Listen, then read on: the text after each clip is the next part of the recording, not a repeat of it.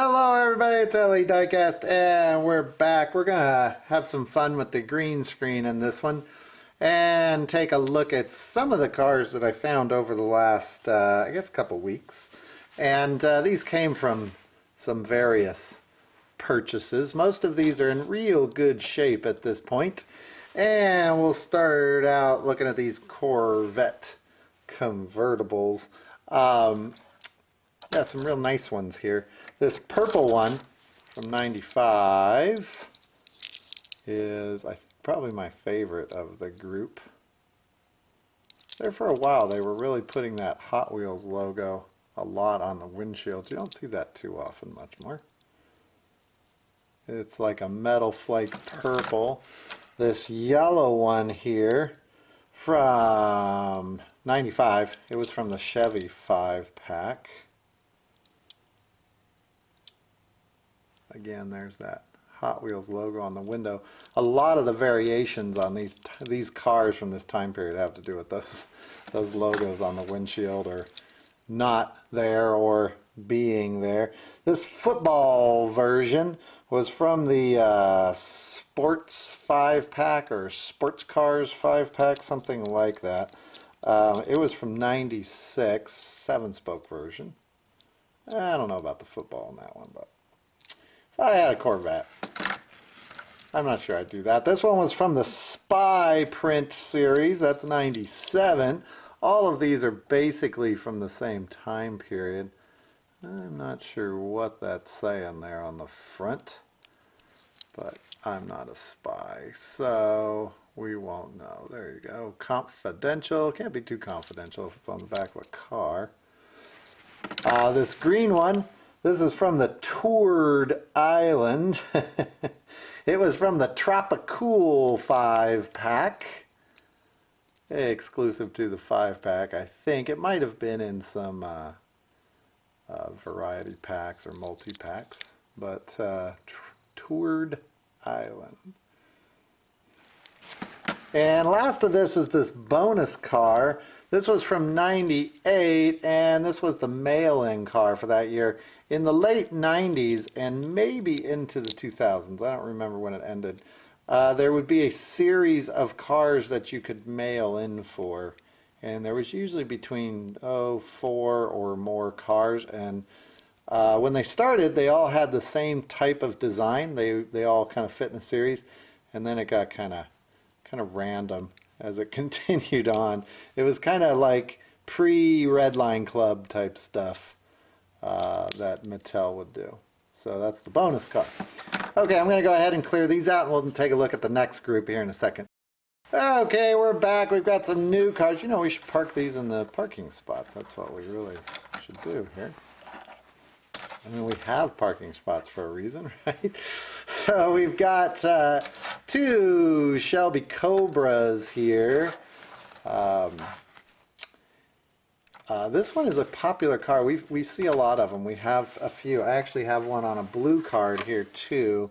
That is another wheel variation with basically the same decals on it. This is the 3-spoke version, this is the Blackwell version, and that one that you just saw I think is the 7-spoke version. They have opening hoods on them, which makes them very popular.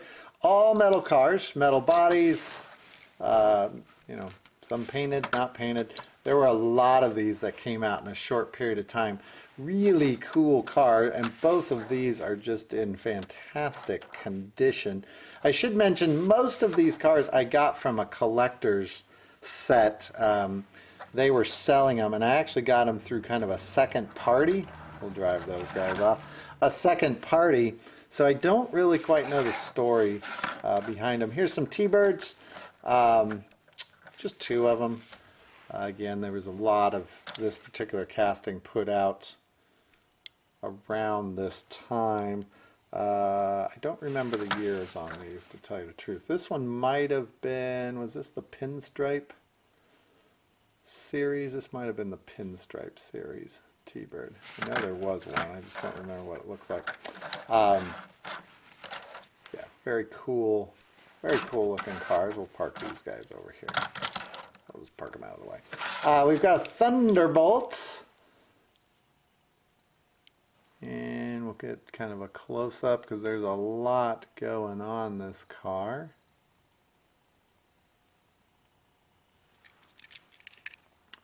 The other side's the same, yeah. The same. Nothing on the back.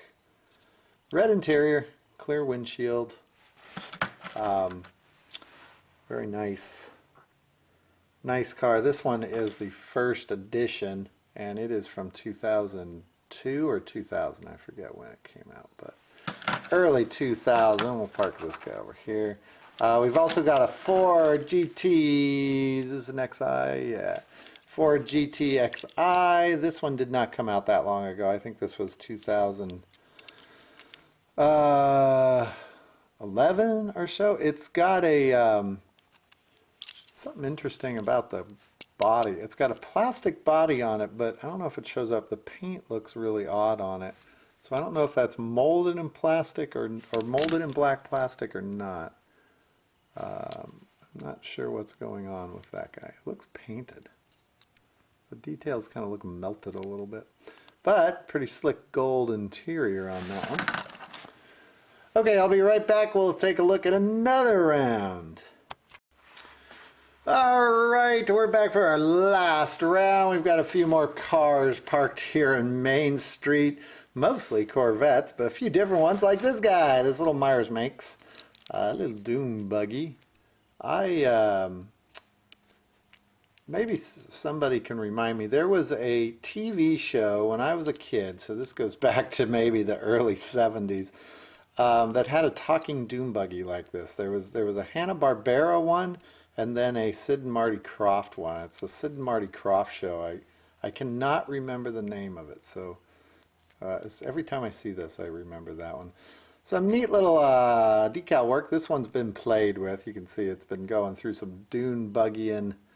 Looks like it did a rollover there, but in pretty good shape. He's in plenty good shape to make it into the races.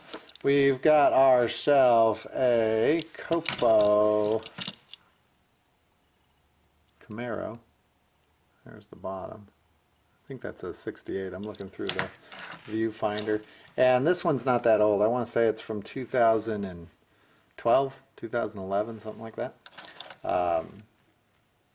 Cool car. It's got the Camaro badging on it that you can see there if it focuses. Come on.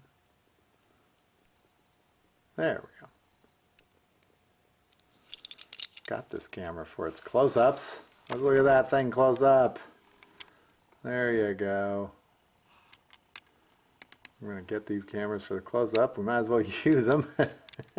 That probably screwed up my green screen. So anyways, he'll drive off. We've also got this BMW Z4 in all black. That is a Matchbox car. And I don't know the year on that one, but it's not very old. Only a few years old, I think. Got a cool license plate on it. Now, these three guys I wanted to talk about because they have a bit of a story. The real collectors out there will kind of know where I'm going with this. This is the 80s Corvette. And there are two versions of it, strangely enough, and they look very similar. This one is the Hot Wheels casting, and it does come with that little lunchbox or pet carrier or whatever's in the back there. Some do, some don't, but we'll take a look at that one first. This bronze one is from 97, I think. Trying to remember. 90, I'll go with 97. Might have been 96. But, and it's my favorite of the two castings. So remember that one. And then this one, which is much lighter, it's not going to show up in the video. This car is about twice as heavy. This one's metal body, metal bottom. This particular one is a plastic bottom, metal top. But this is the Corgi casting that came over from Corgi when Mattel bought Corgi.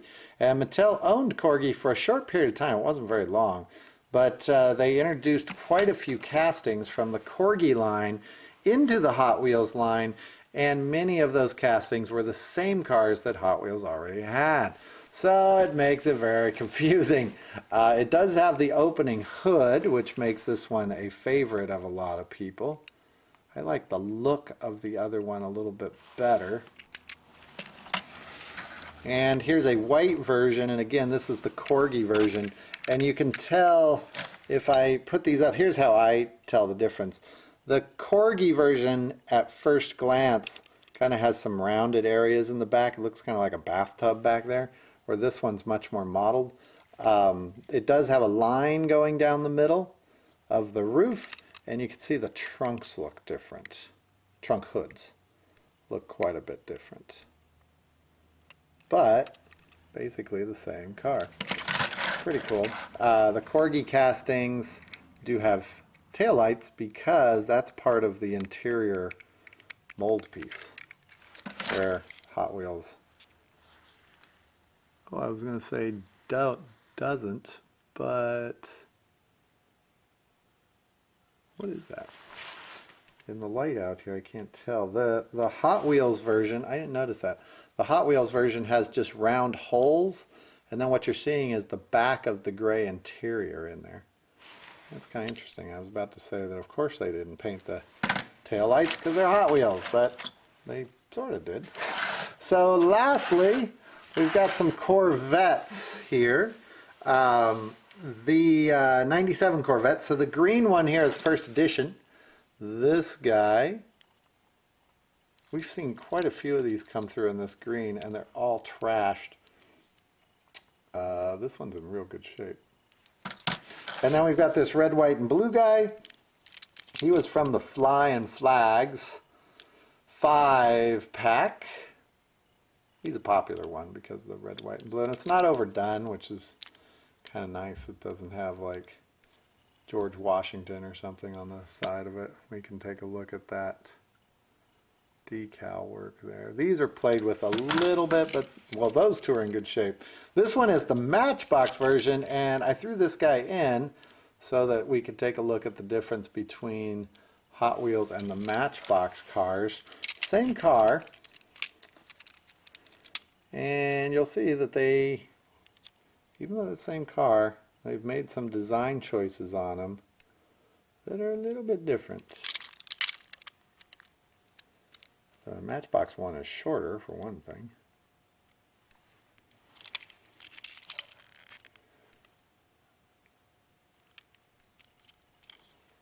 Those tail lights on the Hot Wheels ones, those are painted. Much more detail inside on the Hot Wheels car. So, blue one is Matchbox, green one is Hot Wheels.